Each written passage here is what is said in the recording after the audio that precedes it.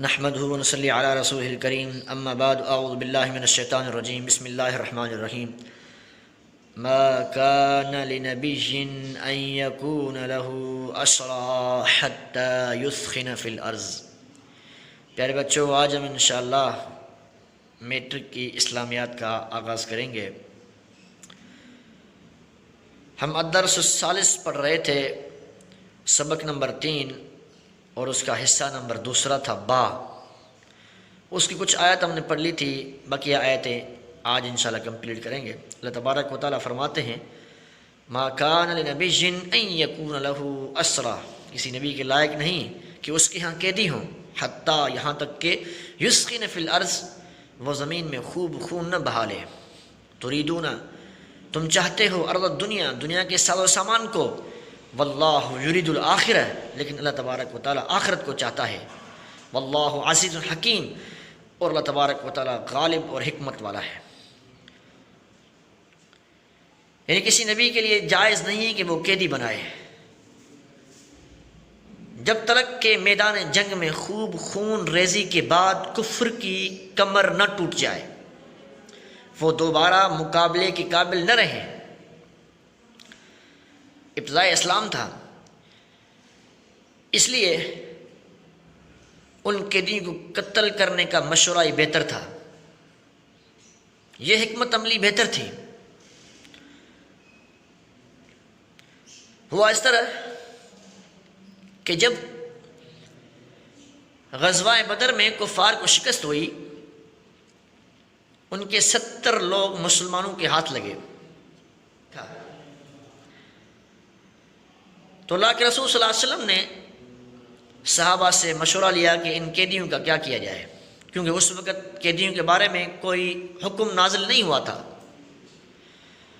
تو عبداللہ بن عباس فرماتے ہیں کہ اللہ کے رسول صلی اللہ علیہ وسلم نے حضرت ابوبکر صدیق سے مشورہ لیا، تو انہوں نے جواب دیا کہ اللہ کے رسول صلی اللہ علیہ وسلم، میرا مشورہ یہ ہے کہ یہ ہمارے چچا زاد بھائی ہیں اور ان سے فدیہ وصول کر کے ان کو چھوڑ دیا جائے۔ بیٹا، فدیہ کہتے ہیں کہ قیدیوں سے رقم جو وصول کی جا رہی ہے، جس کے عوض ان کو چھوڑا جا رہا ہے، رقم وصول کر کے اس رقم کو، اس مال کو فدیہ کہتے ہیں۔ یعنی قیدیوں سے وصول کی گئی رقم آزادی کے بدلے۔ اس مشورے کو تمام مسلمانوں نے پسند کیا، کیونکہ اس میں رشتہ داری کا مسئلہ بھی تھا اور اس وقت مسلمانوں کی مالی حالت ٹھیک نہیں تھی، فدیے کا مشورہ بھی تھا۔ یہ مشورہ بہتر تھا کیونکہ اس وقت مسلمانوں کو مال کی ضرورت بھی تھی۔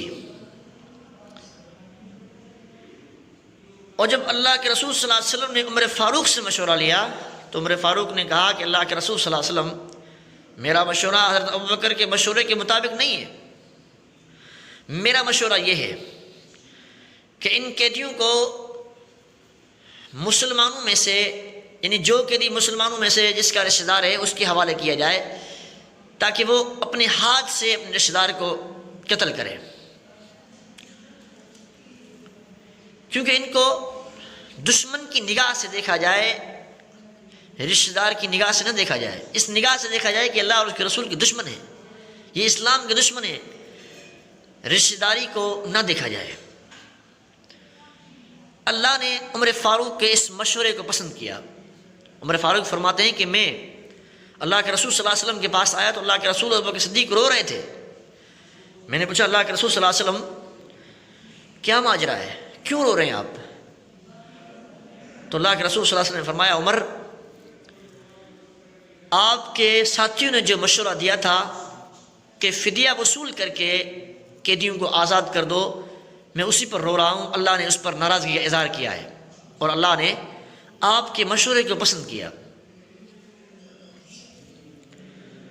تو اس وقت یہ آیت نازل ہوئی تھی کہ تم چاہتے ہو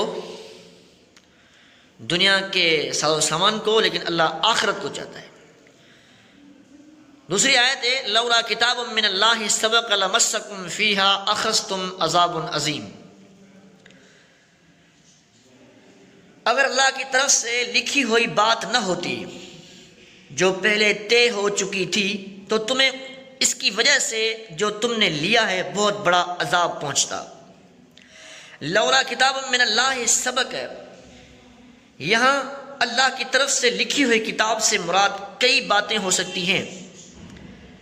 ایک یہ کہ اگر اس امت کے لیے غنیمت حلال نہ کر دی گئی ہوتی، اگر اس امت کے لیے مال غنیمت حلال نہ کر دی گئی ہوتی، جیسا کہ بخاری میں ہے وَأُحِلَّتْ لِيَ الْغَنَائِمُ، میرے لیے غنیمت حلال کر دی گئی۔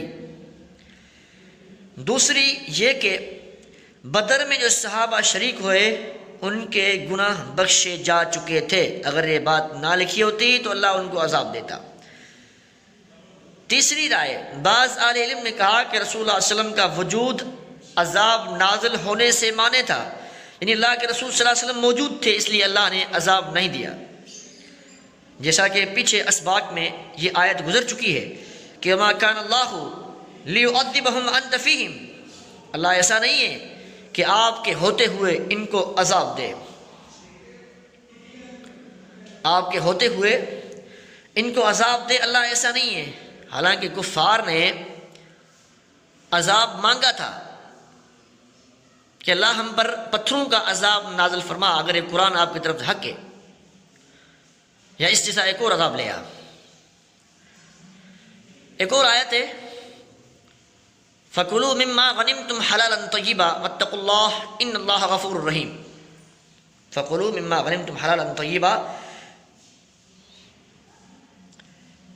اللہ فرماتے ہیں کہ سو اس میں سے کھاؤ جو تم نے غنیمت حاصل کی ہے، فَكُلُوا، بس کھاؤ، مِمَّا غَنِمْتُمْ حَلَالًا طَيِّبًا، جو تم نے مال غنیمت حاصل کی ہے، وَاتَّقُوا اللَّهَ، اور اللہ تبارک و تعالیٰ سے ڈریے، ان اللہ، بے شک اللہ تبارک و تعالیٰ غفور رحیم،